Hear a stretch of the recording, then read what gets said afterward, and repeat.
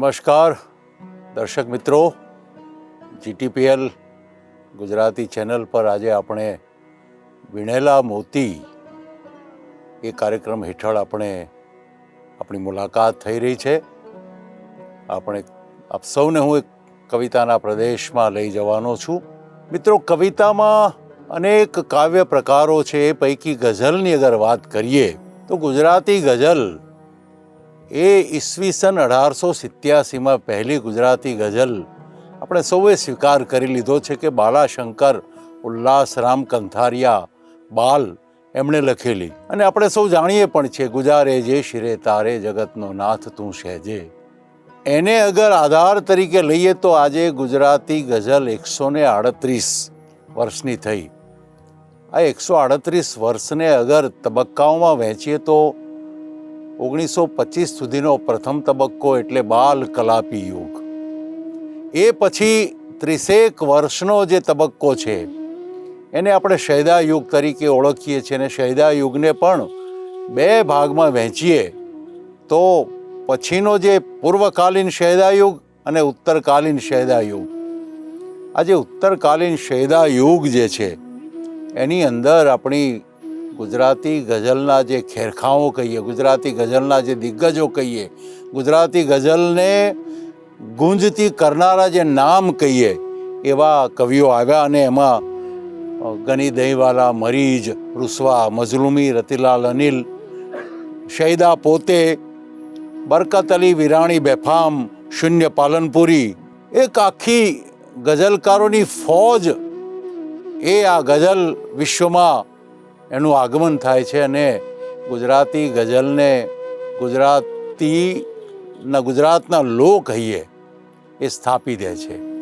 આજ મેં જે વાત કરી ઉત્તરકાલીન શૈદા યુગમાં જ એક કવિ, હું આપને વાત કરું કે હું આપની સામે એક કવિ અમૃતલાલ લાલજીભાઈ ભટ્ટની વાત કરવાનો છું. તો કવિતા સાથે ઘનિષ્ઠ રીતે જોડાયેલા છે. એમણે પણ ઘડી પર તો આશ્ચર્ય થશે કે આ વળી કયા કવિ, પણ હું એમ કહું કે આપણે અમૃત ઘાયલની વાત કરવાના છીએ. તો મને પૂરી ખાતરી છે કે આપ જ્યાં બેઠા હશો ત્યાંથી જ વાહવાના નારા લગાવવાના છો. ગુજરાતી ગઝલમાં આજે અમૃત ઘાયલ છે. એમણે એમ કહી શકાય કે અમીટ સ્થાન એમણે જમાવેલું છે. ઘાયલના જીવન વિશે થોડી વાત કરીએ તો ઘાયલનો જન્મ સરદાર, રાજકોટ જિલ્લાનું ગામ, ત્યાં થયો. પ્રાથમિક શિક્ષણ 4થા ધોરણ સુધી ત્યાં જ લીધું. પછી આગળ રાજકોટ ભણવા જાય છે. રાજકોટની આલ્ફ્રેડ હાઈસ્કૂલમાં નોન મેટ્રિક સુધીનો અભ્યાસ કરે છે. કદાચ નિયતિએ એમના માટે આ ગઝલકાર થવાનું નિર્માણ કર્યું હશે એટલે એ માણાવદર પાસે આવેલા પાજોદ દરબાર ત્યાંના, આમ તો એટલે એમનું નામ તો ઇમામ ખાન, પણ આપણે સૌ એને એક અચ્છા ગઝલકાર તરીકે રૂસવા મઝલુમીના નામથી ઓળખીએ છીએ.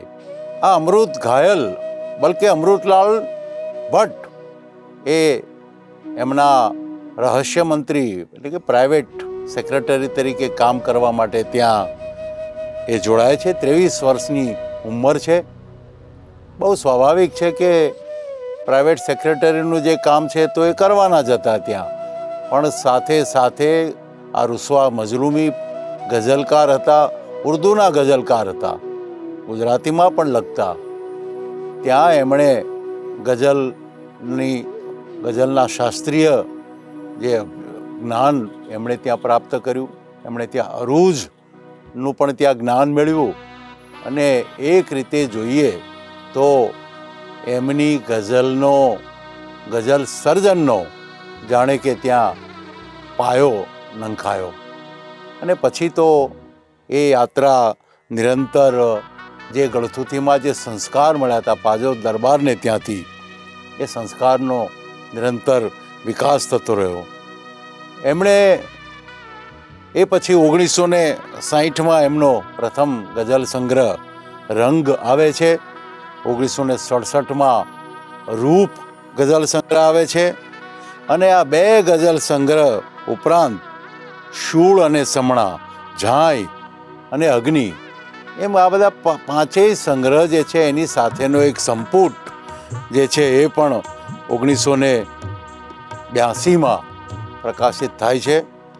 ગુજરાત સાહિત્ય અકાદમીએ આ સંપુટને પુરસ્કૃત પણ કરેલો છે. એ દરમિયાન તેઓ ગુજરાત સરકારના PWD વિભાગમાં વર્કચાર્જ રોજમદાર તરીકે જોડાય છે ને વર્કચાર્જ રોજમદારથી બઢતી પામતા પામતા છેવટે વિભાગીય હિસાબનીશના હોદ્દા સુધી એમણે કચ્છ, સુરેન્દ્રનગર અને રાજકોટ આ 3 જિલ્લામાં એમણે કામ કરેલું. મિત્રો, આપણે જે ગઝલની સાથે સંકળાયેલા છે સૌને ખબર હશે કે મુંબઈ સ્થિત મહાગુજરાત ગઝલ મંડળ એણે એ અરસામાં, આજે ઉત્તરકાલીન શેદા યુગની હું વાત કરું છું, એ અરસામાં ગઝલના મુશાયરાઓના વિવિધ ઠેકાણે આયોજનો કરીને આખા કવિતા પ્રેમીઓમાં, પ્રજામાનસમાં ગઝલ જે છે એના વિશેનો ઉન્માદ જગાવ્યો, ગઝલનો કેફ જગાવ્યો. અને આ જે કેફ જગાવ્યો જે મુશાયરાઓ થકી, એમાં જે કવિઓ હતા એમાં સૌથી પહેલું નામ લેવું પડે પોતાના ગહેકદાર અવાજથી તરન્નુમા ગઝલોની ગુંજ કરનાર કવિ અમૃત ઘાયલ. અમૃત ઘાયલની જે ગઝલો છે એમાં આપણને ગઝલનો જે અસલી મિજાજ છે, ગઝલની જે અસલી જે શેરિયત છે, ગઝલની જે અસલી ગઝલિયત છે, એના આપણને ડગલે ને પગલે દર્શન થતા રહે છે. એમની ગઝલોમાં આ શેરિયત તો ખરી જ, પણ સામે દાવા અને દલીલ જે આપણે કહીએ છીએ, 2 મિસરા વચ્ચેનું જે ચમત્કૃતિ પેદા કરવા માટેનું જે ખેંચાણ, એના પડઘમ પણ બહુ જ આપણને વ્યાપક રીતે એમની આખી શાયરીમાં આપણને સંભળાતા રહે છે. એમની ગઝલોમાં ભાષાની વિવિધ ભંગીઓ, ભાવની વિવિધ રમણાઓ, અનેકવિધ વિષયોની વિવિધતા, આ બધું તો ખરું જ ખરું, પણ સાથે ગઝલનું જે આંતર સ્વરૂપ છે, આ ગઝલનું જે આંતર સ્વરૂપ છે ને મિત્રો, એ જ ગઝલને ગઝલ બનાવે છે. ને આ આંતર સ્વરૂપ એ બહુ જ બળકટ રીતે અમૃત ઘાયલની ગઝલોમાં હંમેશા પ્રગટતું. એ એમની ગઝલનો વિશેષ હતો. એમના કાયમી જે મિત્રને, આપણા ભાષાના બહુ ઉત્તમ કવિ પણ ખરા કે સાંઈ મકરંદ દવે, એમણે ઘાયલ વિશે જે વાક્ય કહ્યું છે એ એમની ગઝલો સાંભળીએ ત્યારે આપણી નજર સામે તાદ્રશ્ય થવાનું ને થવાનું જ. કવિ સાંઈ મકરંદ દવે શું કહે છે કે ઘાયલે ગઝલ માત્ર ગાઈ જ નથી, પરંતુ પોતાના લોહીમાં ઘૂંટીને બતાવી છે. તો મિત્રો, આ તો થઈ એમના જીવનની વાત, પણ આપણે જ્યાં સુધી કવિની, ગઝલકારની ગઝલો પાસે ન જઈએ, અને એમાં પણ આ અમૃત ઘાયલ જેવા કવિ કે જેની ગઝલો એમના લોહીમાં ઘૂંટાઈને આ ગુજરાતી ગઝલના આકાશને જે ગુંજતું કરેલ છે, એમની ગઝલો પાસે ચાલો આપણે જઈએ. એક દમદાર ગઝલથી જ શરૂઆત કરું છું કે તમોને ભેટ ધરવા ભર જવાની લઈને આવ્યો છું, તમોને ભેટ ધરવા ભર જવાની લઈને આવ્યો છું, મજાના દી અને રાતો મજાની લઈને આવ્યો છું. કે બધાને એમ લાગે છે મરું છું જાણી જોઈને. તમે જુઓ અભિવ્યક્તિની જે અંદાજે ભયા જુઓ, બધાને એમ લાગે છે મરું છું જાણી જોઈને, કલા એવી જ કઈ હું જીવવાની લઈને આવ્યો છું, ને સમંદરમાં રહું છું એક રીતે ખુદ સમંદર છું. જો કવિનો જે મિજાજ જે છે, આ મિજાજ જે છે જીવનમાં ન પ્રગટતો હોય ને તો એ ગઝલમાં ન દેખાય. સમંદરમાં રહું છું એક રીતે ખુદ સમંદર છું, પ્રસંગોપાત સુરત બુદબુદાની લઈને આવ્યો છું. કવિને બુદબુદાના સ્વરૂપે ક્યારેક જોઈને એનું આકલન ન કરીએ. ખરેખર તો કવિ જે છે એ સાતેય સમંદરને પોતાના મન હૃદયમાં ભરીને ગઝલ કહેનારો આ કવિ છે ને એ મક્તાના શેરમાં કહે છે કે સિતારા સાંભળે છે શાંત ચિત્તે રાતભર ઘાયલ, ઉદાસ આંખો મહી એવી કહાની લઈને આવ્યો છું. કવિ જે છે ગઝલકાર છે, ખાસ કરીને એ મિજાજ સાથે ગઝલો કહેતો હોય, પરંતુ અંતે તો એની આંખોમાં અગર કોઈ ઉદાસી, એની આંખોમાં જે ભેજ ન ભર્યો હોય, આ પ્રકારની ગઝલોનું પ્રગટીકરણ એ શક્ય નથી. ગઝલકારની ખુદદારી, ખુમારી, જાન ફેસાની, ફનાગીરી, આ બધું જ ઘાયલની ગઝલોમાં આપણને શબ્દે શબ્દે, ડગલે પગલે, એક એક મિસરામાં આપણને એના દર્શન થતા રહેવાના છે. તો આ ઉદાસ આંખોમાં જે કહાની પડેલી છે, આવો એની એક ગઝલના થોડા શેરમાં પણ પ્રવેશ કરીએ કે દિશે છે જખ્મ પણ કેવા જીગરમાં, દિશે છે જખ્મ પણ કેવા જીગરમાં, પડ્યા છે હંસ જાણે માનસરમાં. જો ક્યાંથી ક્યાં લઈ જાય છે કવિ. આ ઉદાસી જે છે એ એની સાથે માનસરના હંસોને જોડીને વાત કરવાની જે કલા છે ને, એ આ ઘાયલને જ પ્રાપ્ય છે. ન પૂછો મારી બરબાદી, ન પૂછો, લગાવી છે મેં પોતે આગ ઘરમાં, શું કામે અશ્રુઓ ભટકો છો જ્યાં ત્યાં, રહો ને નૂર થઈ મારી નજરમાં. આ કવિની આંખમાં જે અશ્રુઓ છે ને, એ જ કવિનું નૂર છે ને એ જ કવિના શબ્દનું નૂર છે, એ જ કવિની ગઝલનું નૂર છે. અને કવિ અમૃત ઘાયલની ગઝલોમાં આ નૂર આપણને ઉજાસ ફેલાવતું આપણને જોવા મળે છે. અને અંતે મક્તાનો શેરમાં જો બહુ જ સૂક્ષ્મ, અને એમાં એની પાસે તમારે થોડી તૈયારી સાથે જવું પડે એવો આ મક્તાનો શેર કે અમે મર્ત્યો મહી જીવીને ઘાયલ. મર્ત્યો જે મૃત પામે છે, આપણે સૌ જે અહીંયા જે આપણે જન્મ લઈને મનુષ્ય જે આવે છે, આપણે બધા મર્ત્યલોકના માણસો છીએ. આપણે કાલે બધા અહીંથી વિદાય થવાના છીએ ને એની વચ્ચે કવિ જીવે છે અને એની ઉદાસી લઈને, એની આંખોનો ભેજ લઈને જીવે છે. ત્યારે જે આ મક્તાનો શેર કહે છે કે અમે મર્ત્યો મહી જીવીને ઘાયલ, પરમપદ પ્રાપ્ત કીધું છે અમરમાં. આ પરમપદની પ્રાપ્તિ છે ને અમસ્તા નથી થતી મિત્રો. પરમપદની પ્રાપ્તિ માટે કવિના ભીતરમાં, કવિના જીવનમાં તો ઝંઝાવાત હોય જ, પણ એ ઝંઝાવાત એની ભીતર ઘમસાણ લઈને જ્યારે એક તોફાન મચાવતો હોય ને, ત્યારે આ પ્રકારનો મક્તા જે છે એ આપણને જોવા મળે છે. અને સાચા કવિનું જીવન મિત્રો આવું જ હોય. એને મૃત્યુ પામનારોની વચ્ચે આપણને જીવતો હોય, પરંતુ એ ક્યાંક પોતાનો શબ્દ લઈને, પોતાનો અક્ષર લઈને, પોતાના ગઝલના શેર લઈને, પોતાની ગઝલ લઈને એક કોઈ જુદા જ વિશ્વમાં એ વિહાર કરતો હોય છે. અને સાચે જ ઘાયલ ગઝલ વિશ્વમાં આ પરમપદને પામ્યા છે. અને આ પરમપદ પામવા માટે મા સરસ્વતીનો હાથ જે છે શિર પર મુકાઈને ત્યારે જ મિત્રો આ સંભવ બનતું હોય છે. એટલે જ કવિ ઘાયલ કહે છે કે હોતી બધાના ભાગ્યમાં મસ્તી નથી હોતી. આ તો કવિ તો લાખોમાં એક હોય છે, એ કંઈ બધાના નસીબમાં નથી. કે હોતી બધાના ભાગ્યમાં મસ્તી નથી હોતી, તમે માનો છો મસ્તી એટલે સસ્તી નથી હોતી. અને મસ્તી આવે ને, અને એમાં અમૃત ઘાયલ જેવા કવિ હોય ને, એટલે મયકદા આવે જ મિત્રો. મયકદા તો આવે જ. અમૃત ઘાયલનું પ્રિય જે છે એમનું, અહીંયા આ મયકદામાં એ જ મોટી વાત છે ઘાયલ. જો અહીં મયકદા તો કે છે કવિ, પણ એ મયકદા કંઈક જુદું જ છે. આ તો પ્રતિકાત્મક છે. અહીંયા આ મયકદામાં એ જ મોટી વાત છે ઘાયલ, અહીંયા એકબીજાને નજર કસતી નથી હોતી.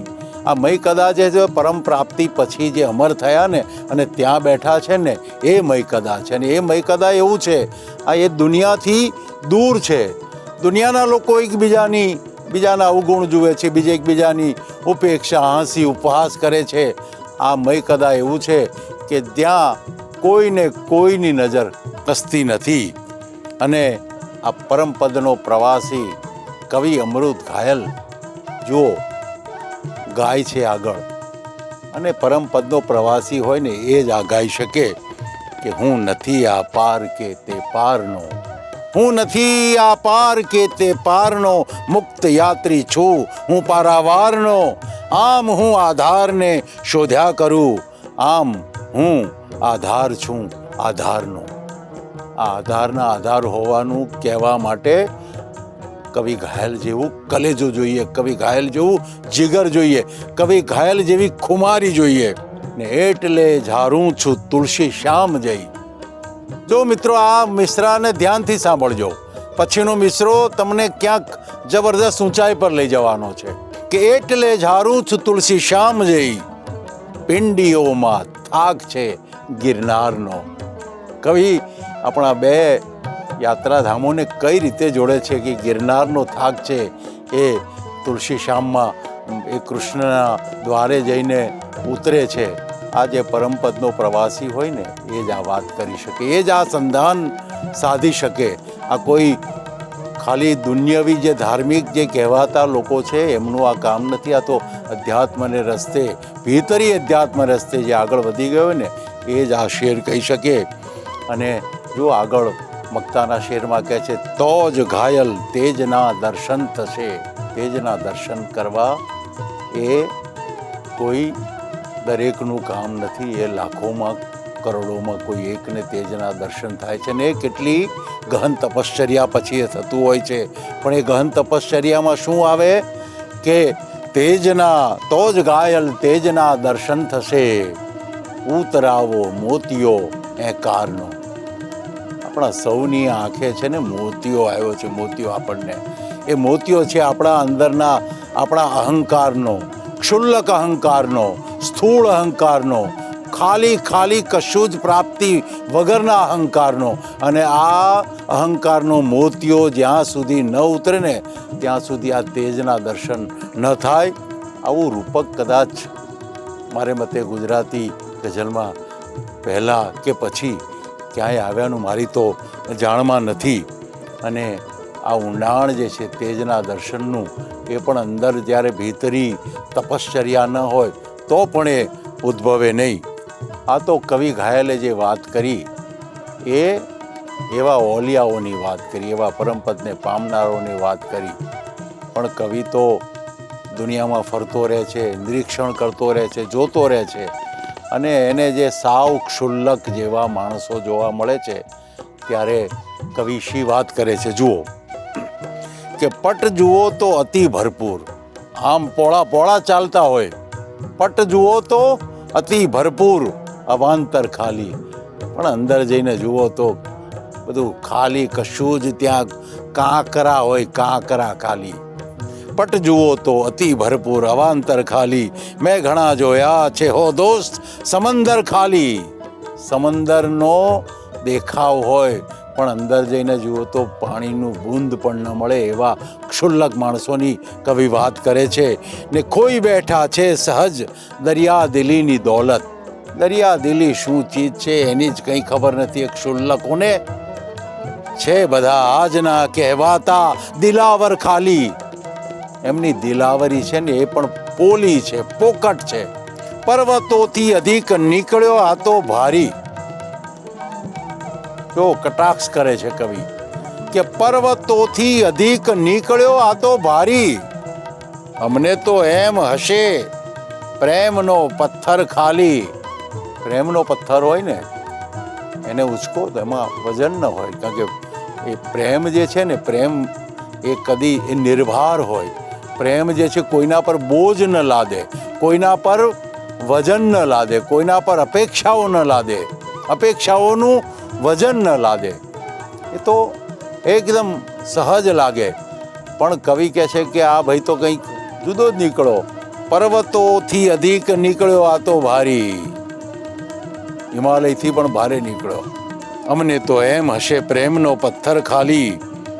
અને મક્તાનો શેર જે છે એ કવિ કહે છે કે ખાલી પાનું જ મને કરવા દે સેવન ઘાયલ. કવિ અંતે ક્યાં આવીને વિશ્રામ કરે છે. એ કહે છે કે હવે આ બધા આવા નિરર્થક, આવા ક્ષુલ્લક, આવા જે દંભી, આવા ફક્ત દેખાવ કરનારા, પ્રપંચમાં રાચનારા લોકો, એની પાસે મારે નથી જવું. મારે તો ક્યાંક એવી જગ્યાએ જવું છે, મારે તો ક્યાંક એવા સ્થળમાં જઈને મારે મારી તપશ્ચર્યા કરવી છે કે જ્યાં ફક્ત ને ફક્ત ખાલીપો જ હોય. એ ખાલીપાનું સેવન, અને ખાલીપાનું સેવન જો થાય ને તો જ આ ઘાયલ જે ગઝલો કહે છે ને, એવી ગઝલો મિત્રો અવતરે, એવી ગઝલો પ્રગટે. આ કવિ ઘાયલ જે ખાલીપાનું સેવન કરે છે, એ ખાલીપો આજકાલ જે કેટલાક કવિઓ છાસવારે કોઈ કારણ વગર, કશું જાણ્યા કર્યા વગર ખાલીપો કરે છે, એ ખાલીપો નથી. આ ખાલીપો તો ભીતરને ભરી દેનારો ખાલીપો છે કે ખાલીપાનું જ મને કરવા દે સેવન ઘાયલ, મહેરબાની કરીને પાત્ર હવે ભર ખાલી. જે મારું ખાલી પાત્ર છે એને મારે ભરી લેવું છે. આ કવિ ઘાયલની જે ખુમારીના મિત્રો આપણે દર્શન કરતાં આપણે એમની ગઝલોમાં વિહરતા આપણે એ તબક્કે આવ્યા છીએ. આપણે ઘાયલ વિશેની બીજી પણ ઘણી હજુ વાતો કરવાની છે. આપણે પુનઃ પણ આ વીણેલા મોતીમાં ફરી આપણે મુલાકાત કરવાના છીએ અને આ કવિ અમૃત ઘાયલની વાતોને આપણે આગળ વધારીશું. હાલ તો મિત્રો આપની રજા લઉં અને સૌને નમસ્કાર. અને પુનઃ બીજા હપ્તામાં કવિ ઘાયલની ગઝલો વિશે સાંભળવા આપ સૌને વીણેલા મોતીમાં DTPL ગુજરાતી ચેનલમાં પધારવા નિમંત્રણ આપું છું. નમસ્કાર.